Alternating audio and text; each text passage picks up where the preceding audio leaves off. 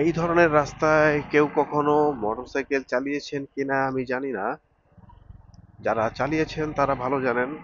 এই রকমের গ্রামের ভেতর দিয়ে যে রাস্তাগুলা, তার মধ্যে আবার এই রাস্তায় বালু বিছানো।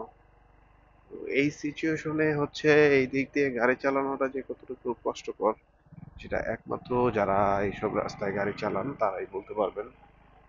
তো আমি এই রাস্তাটা দিয়ে সামনে এগুচ্ছি, কিন্তু রাস্তার অবস্থা খুবই খারাপ। তারপরও চেষ্টা করব সামনের দিকে এগিয়ে যাওয়ার জন্য, কিন্তু রাস্তার অবস্থা আসলে এতটাই খারাপ যে এগিয়ে যেতে খুবই কষ্ট হচ্ছে।